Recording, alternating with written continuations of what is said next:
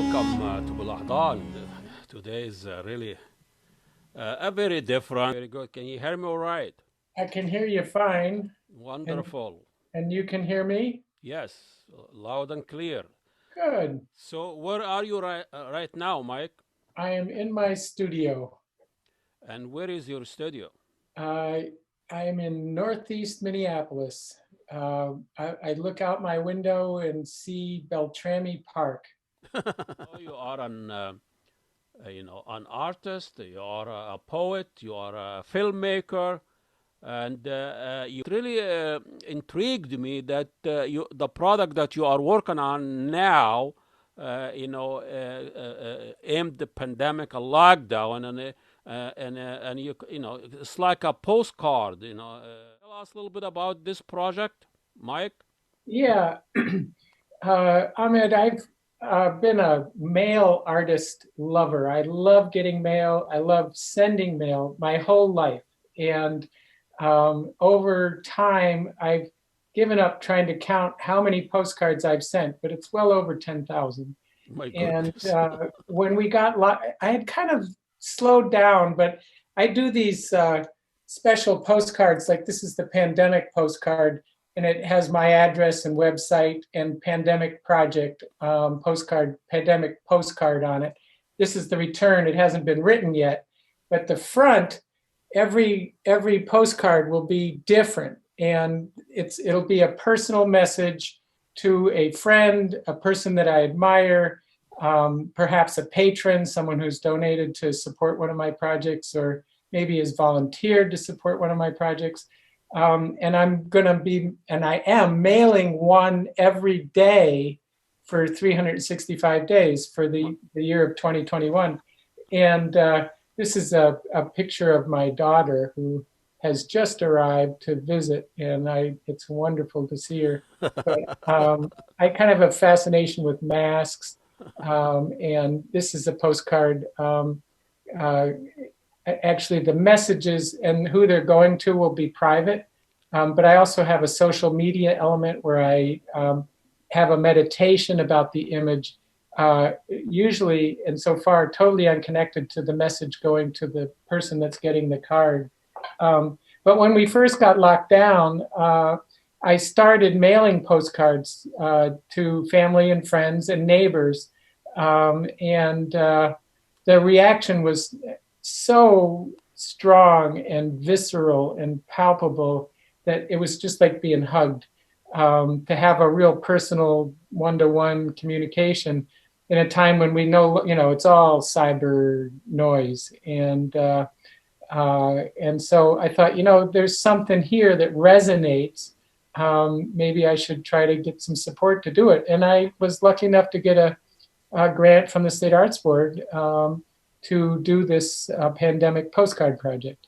So, how difficult it is as an artist to be honest, and especially as a filmmaker, you're telling the story, and telling a story, you're digging the truth. You're doing a documentary. We are living in a post-truth era with Trump Good and question. The first thing I would say is most of my films have been portraits of people. And I've done portraits of Eugene McCarthy and a lot of writers, Thomas McGrath, Frederick Manfred, Robert Bly, Jim Northrup, artists like Charles Beck, mostly regional artists and regional writers, but with some, I believe, international gifts to offer. Um, and Tiger Jack was a person I made a film with, a kind of street philosopher, businessman in St. Paul. And what I've sought in the subject of a film is a person whose life and gifts can present a model for us as other human beings to maybe change our life, to see a way to live a different life. Now, my films are very positive. They celebrate and they look for power and strength and those gifts that those individuals have to share. Now, we're all bent and crooked and imperfect people, except maybe you, Omid. I don't know. I'm perfect, of course. Oh, good. You Oh, don't. good. We're talking heart to heart here. Yeah. The Now, what I found, I immerse myself in the life of my subjects, and I learn everything I can. And some films, like the film about George Stoney, which I know we'll talk about in a minute, Yeah. I worked on that for 15 years. Whoa. And I lived with him. I loved him, and I learned a lot about him. But as just an example, every film subject that I've had, I've learned things about that person that they didn't want the world to know.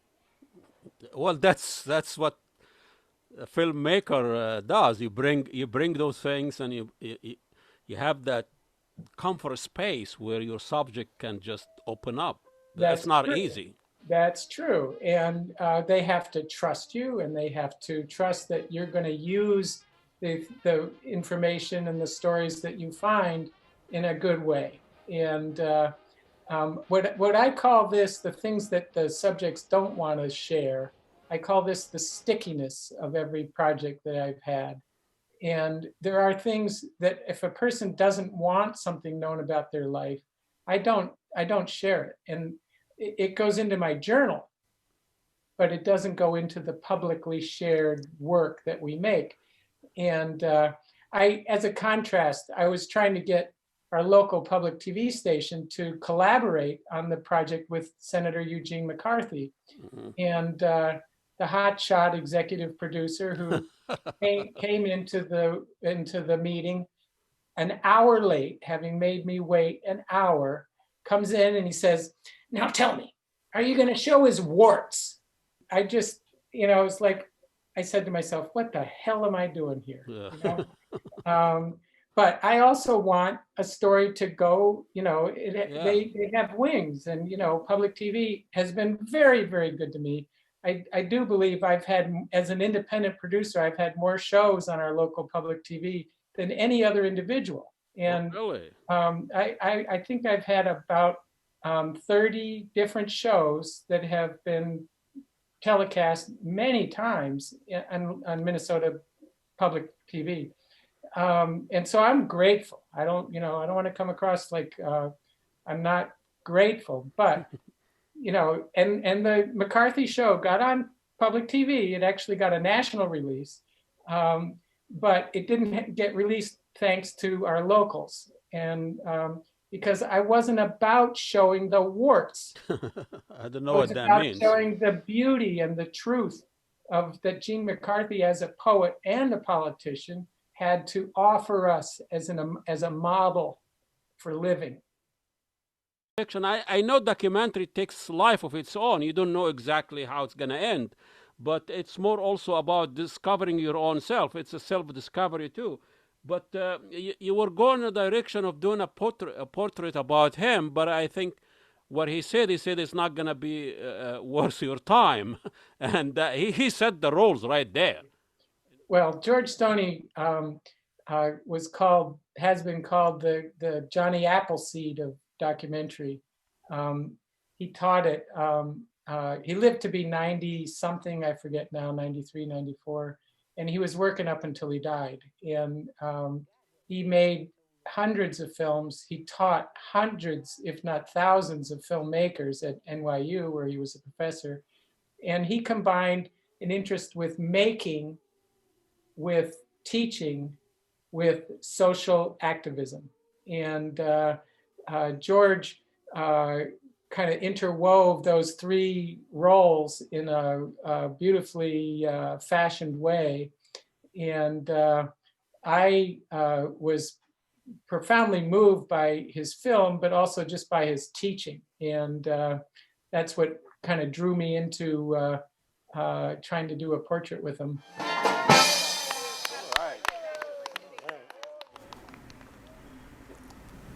My name is George Stoney. I come from Winston-Salem, North Carolina, and I teach at New York University and make films when I can. What would go into a good documentary portrait of you? I don't know that it's worth your time. Unless you are using that portrait to say something else. If you have something in mind that you think needs to be said or needs to be conveyed, and you can use me to say it, then it's up to you. But just doing a portrait, I don't think is worth the time.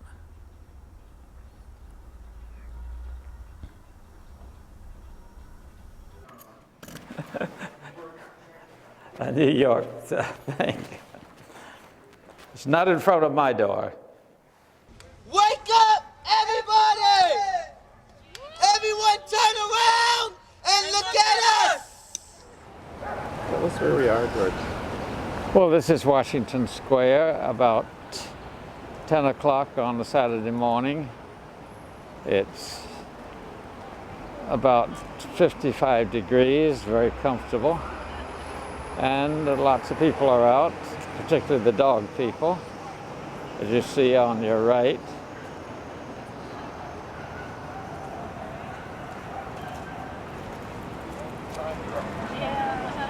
You see, in New York, if you have a dog and the dog smells your dog, then it's all right to talk.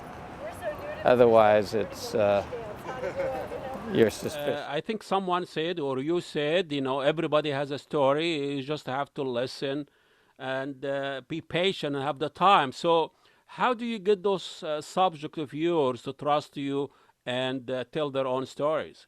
Well, what was unusual about the Stoney project is I invited myself into his life. Almost every other film I've made, someone has come to me and said, Mike, you like poetry. Let's make a film about this poetry reading at the Loft. Mike, I saw the film that you made about the poetry reading at the Loft. That guy, Robert Bly, who's in that film, that was my first film, would be a great subject for a film. Why don't you work with me to make a film about Robert Bly?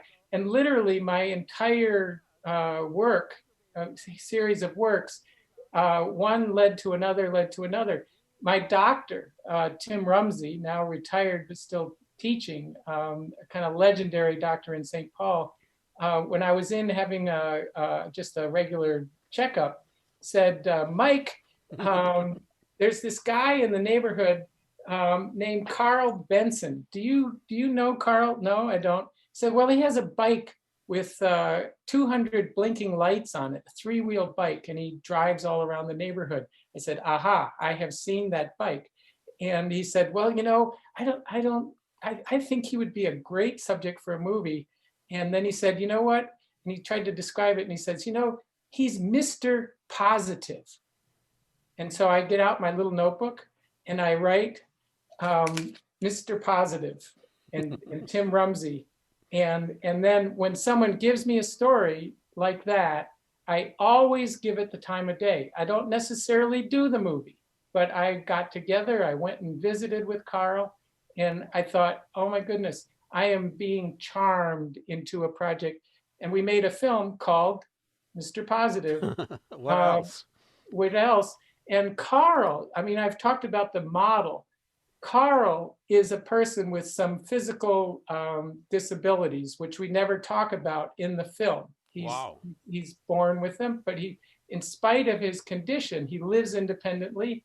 And everybody in the neighborhood, not just his immediate neighbors, but everybody in the West 7th neighborhood in St. Paul knows this guy, looks out for this guy, and tries to live up to the life that he lives for all of us. He shovels everybody's snow. He mows yards for people. He picks up every piece of trash that he encounters. He just tries to clean the neighborhood, and he does what he can.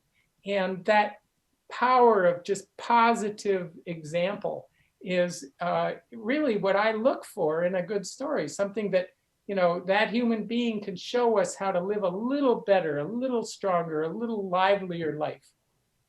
So every one of these stories, I mentioned several, but every one of these stories comes out of someone telling me, there's this person that I think you would like. I think you would really get along. It is his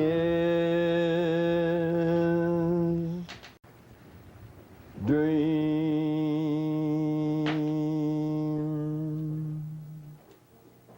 to be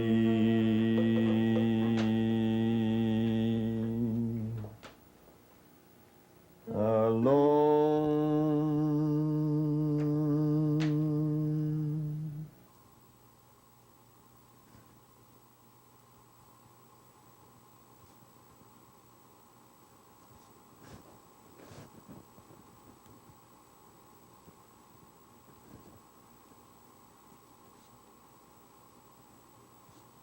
You heard Amanda Gorman during Biden inaugurations. She really outstaged everybody. Something about poetry. I don't know what it is, and it was. I mean, usually I don't follow those boring, staged speeches and all of Sure. that, especially Yep. after Trump. It was very corny. But she really brought me in, and I had to listen to her poetry.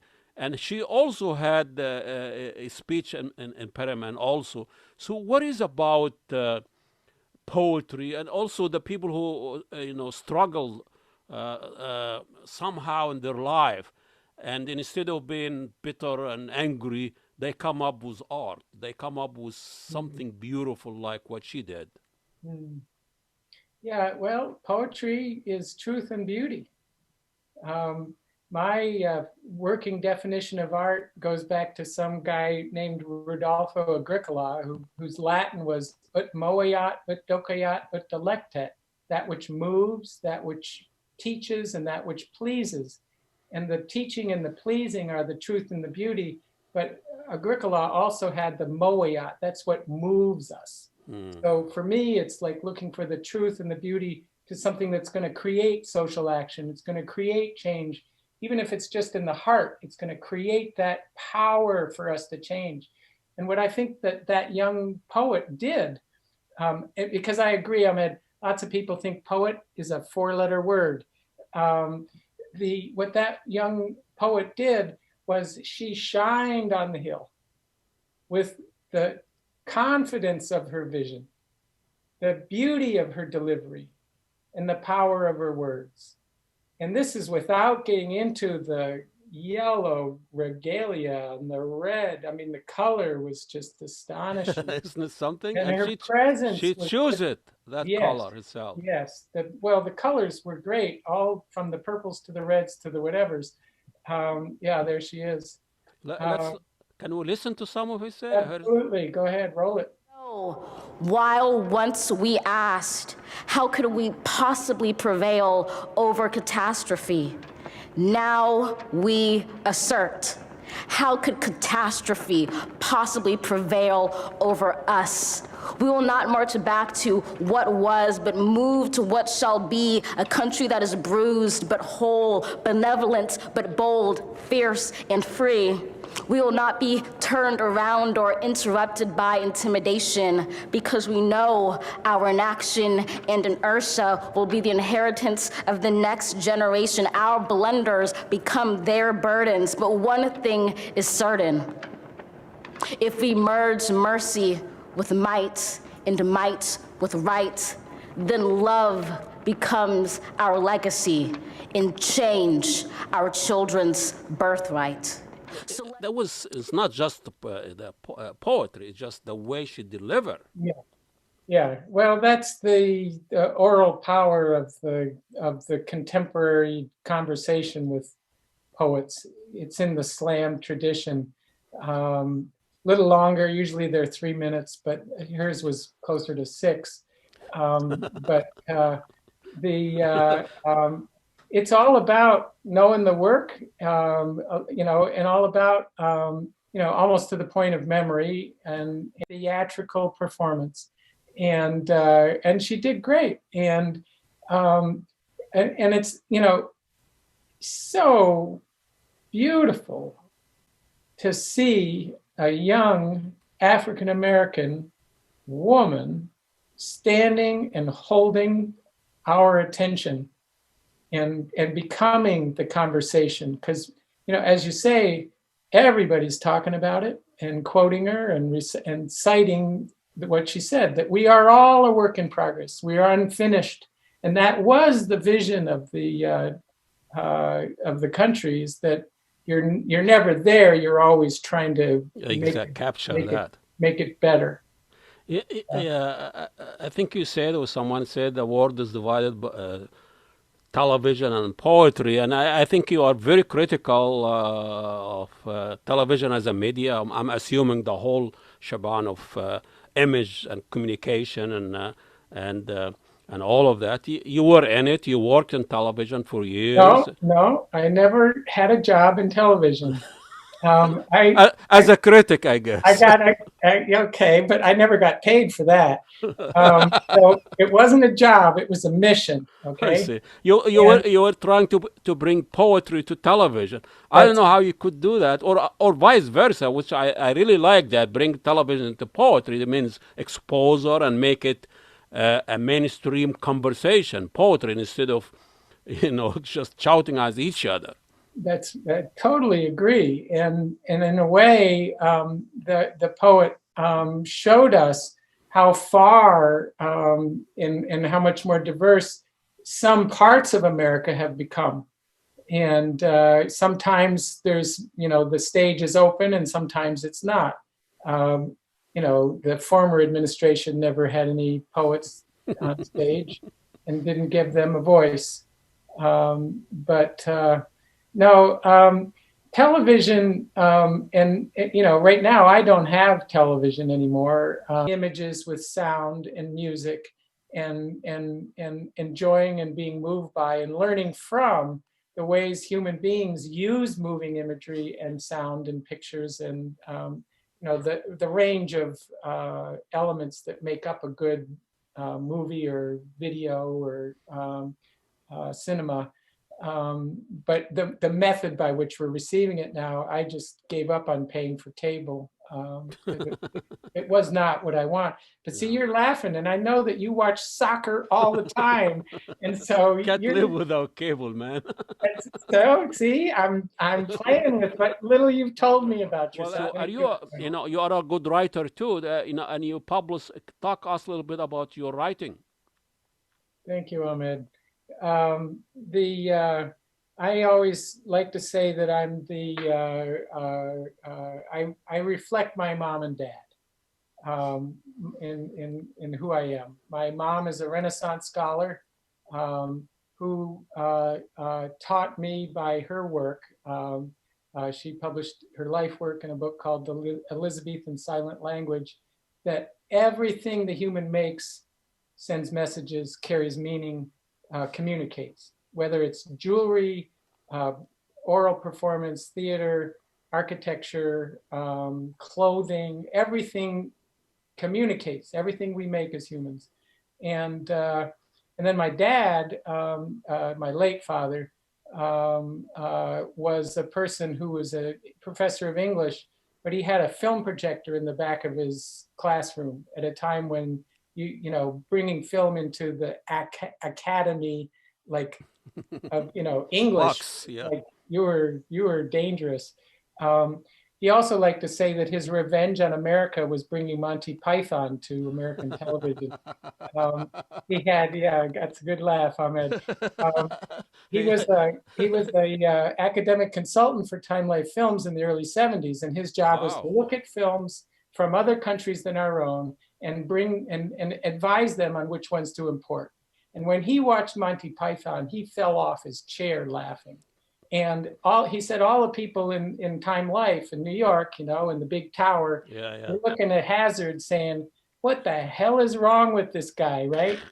But he was literally falling on the floor laughing. So they, as my old man put it, they thought, well, maybe we ought to give this thing a try. And that's why my dad says that's what he claims as his revenge on America. I think it was a good revenge. Out the beauty and the truth in all forms of human expression, from making baskets and fiber art to making films and poetry. And I learned that from my mom and dad. Last year, Al Mergam, the International Film Festival, is the godfather of films in the Twin Cities. So tell us a little bit about it, maybe commemorating that almost 100 years old man. Well, he trained my eye for film, and for that I'm forever grateful. And if Al brought a film here, it was worth seeing. Not that you'd like them all, but I got something out of every film I saw at the Bell, and then at the other venues that he had. On the other hand, I used to attend the Minnesota Docu Club, which Al never missed. I only went when I had a film to show. I'm embarrassed to admit it, but when I had a rough cut and I wanted feedback, I would bring it to the Docu Club. And it was pretty standard that when the moment the film screening, my show ended, Al would be on his feet and say something like, "Where's the fucking story?" And it was hard, I wanted Mr. Milgram to say, "Oh my God, Mike, good work or something. Go to Berlin, Toronto, Sundance. How can I help?" But no, you gotta go somewhere else if you want to hear that. I said, that's what I wanted. But exactly. He had good criticism. I'm not saying he didn't, but he could be rough. So thank you so much. I learned a lot, very insightful, and I appreciate your time and insight. Mark Hather is an artist, filmmaker, a poet, and he working on a great project, Postcard. 2021 is gonna be every day. You're gonna post a card reflecting on our life, aimed pandemic and what have you. It's a beautiful project. We wish you well, and I look forward to read your postcard every day. Did you send me something? Not yet, but I had to kind of trick you out of your address. And I know. Shall I announce it now? No, please. No, of course not. But listen, it's really been my pleasure to share a little bit about what I do. I always like to say that everything I make is a love story.